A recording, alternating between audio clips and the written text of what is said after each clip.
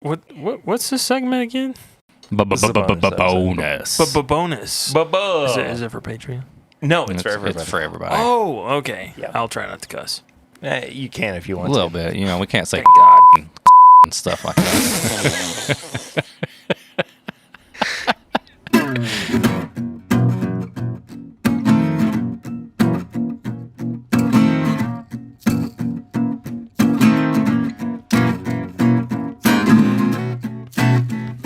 Hello, everybody. Welcome to a bonus episode of This Is My Bourbon Podcast. I'm Perry. That's Eric. That's Swan. Yeah, I made it this week, man. I'm so happy that you made it this Yeah. week. It's gotten me energized for your boys. It's your boys. It's gotten me energized for when you move back. Yeah. So. It's going to be nice. Because it means that it's the ideal setup, I think. I just come over and like, look at this new bottle I brought. And you're like, Swan, it's 2 a.m. on a Tuesday. We're recording home. 3 Which days actually from now. is when I'm normally going to bed after editing a podcast episode. But this week, this bonus episode, we are reviewing the OKI Reserve 100 proof, right? What is the minimum age on this, Eric? Let's see. So we've got a minimum of age. High rye bourbon 3 to 8 years old. So there's, I guess, a batch of high rye bourbon that's 3 to 8 years old. Okay. Then we have a low rye bourbon 8 to 10 years old. Then we have a 95.5 rye whiskey 9 years old. Then we have a rye corn whiskey 9 years old. Then we have a light whiskey at 10 years old, bottled at 100 proof, and this is batch 1, distilled in Lawrenceburg, Indiana. Lots of stuff in this. Yeah, I'm just trying to take it all in. I couldn't think of any way that you could blend those things together without looking like a character from Dexter. Just like, just pouring it together in the lab. It looks like the Thing when it comes out, and it's just like freaking like Exactly. Do you know my favorite episode of Dexter, though? No, it's not. the laboratory one. Laboratory one's fantastic. Wow. Okay. You're right. Oh, good. Anyway. That's what I thought. So this whiskey. No, there's 2 episodes of Dexter that I love. The first one is where he's trying to learn French overnight, and the record keeps getting stuck on omelette du fromage, which means cheese omelet. And the other one is where he orders a giant burrito, and he eats all of it. I mean, it's like a 6-foot long burrito, and he eats the entire thing, and he thinks he's about to die. And we've all been there. Yeah. So he goes down to tell his parents about his secret lab. And he stands in front of the TV. And just as he's about to say it, he farts and he blows the TV through the wall. And it's so good, man. It's so funny and it's timeless. Anyway, go watch Dexter's Laboratory. That's my tips and bits for this week. Anyway, OKI Reserve. Okay.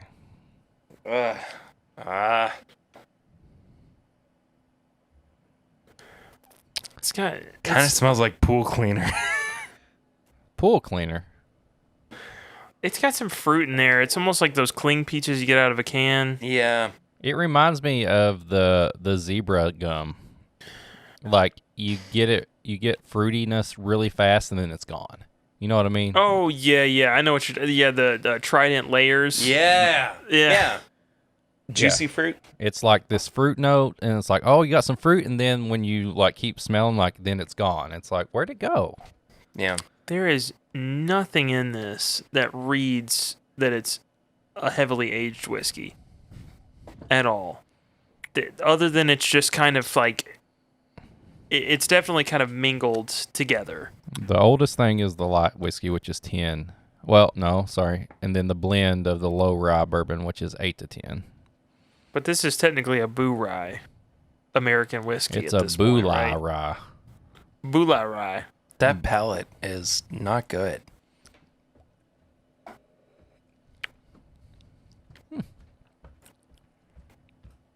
I kind of like it.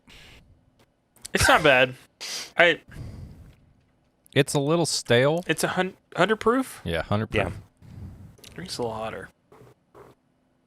I don't stale. like it. It's kind of like the nose to me on the palate. It was right up front. I get a little bit of like that sweet light whiskey and kind of the marshmallow from MGP, and then it's gone though. And then it's stale. It's almost like a stale graham cracker, if that makes sense. Yeah. No, I get that. I It like just it, then I don't. reads. It reads so young. It's not even that it reads super young. It's just there's nothing oak forward about it. No. It reads like a light whiskey. Yeah. Oh, I've got the I'm gonna bad light I've whiskey. got the percentages on the back, if you want to know. Okay. So the little thing they say, OKI Reserve is an exceptional blended bourbon whiskey with 99% of its contents aged over 8 years, blended and double-barreled. This is a special blend of 5 of the most famous mash bills from Lawrenceburg, Indiana. So, 21% rye bourbon from 2007 is 7.8%. From 2008, it's 1.8%. And then 2009 is 23.3%. That's the 21% rye bourbon. 36% rye bourbon from 2009 is 26.4%. And then 0.2% of this is 36% rye bourbon from 2014. Then 95% rye whiskey from 2008 makes up 12.2%. 15% rye corn whiskey from 2008 is 4.6%. And then the light whiskey is from 2007 and it's 23.7%. So low rye and the light whiskey are the majority of it. Yeah. Yes. Okay. I just don't like this. It's fine. It's just it falls under that category of serviceable, and I know this is gonna be more than I want to pay for it. You know, Yeah. and there's so much. I mean, you pointed it out earlier on the main feed. It's it's the 125 proof, just foolproof benchmark. Yeah. I feel like it's also in that serviceable category, but it's at that price point I'm excited about it, and this is Yeah. If this I don't know if was this is if gonna be this the was excited about portion. $30, I'd buy it all day. This is $80. I don't know. I just really don't like this. I think you would be paying a lot of money for just the fact that it's so much individual different casks blended together, not because it's an actual phenomenal blend. No, I don't like it. I don't like it at all. Finish is kind of non-existent to me. I don't get anything on the finish. Yeah. It's all initial reactions to me. Initially, the nose was good, and then I went back and I was like, where'd it go? And then the palate, I liked it right in the beginning, and then I went back and I was like, where'd it go? Finish wasn't there. And the price, I feel like I paid about $50 to $60 too much for this, if that makes sense. Yeah, no, I'm with you on that. It feels like it's just fine. That's it. Why would I pay more? This is something I would throw in a rocks glass to just watch TV with. Yeah. Like I will just soak this and not even think about it. I could see that. Yeah. Yeah. I'm not looking for a finish. I'm not looking for anything. It's just something to throw in a glass, relax with, watch a movie. Yeah. This is flask whiskey, You know what I would pair with this, though? I would pair that Reese cup with potato chips because I feel like there's a lot of extra flavor that you could add to this with that. Okay. Yeah, it feels like it needs almost a saltiness. It needs some savoriness to this blend, if that makes sense. It needs something a little bit more salty, like you like, Swan, a little bit more smoky, just to add that to it. I think that would round it up a little bit better. It's tasty, man.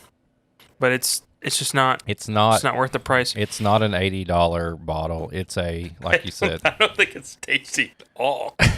It's awful. dude. This is a crushable bottle. Like sit down. You got a. Is it though? Yeah, you got a 3-hour movie in front of Nah. you.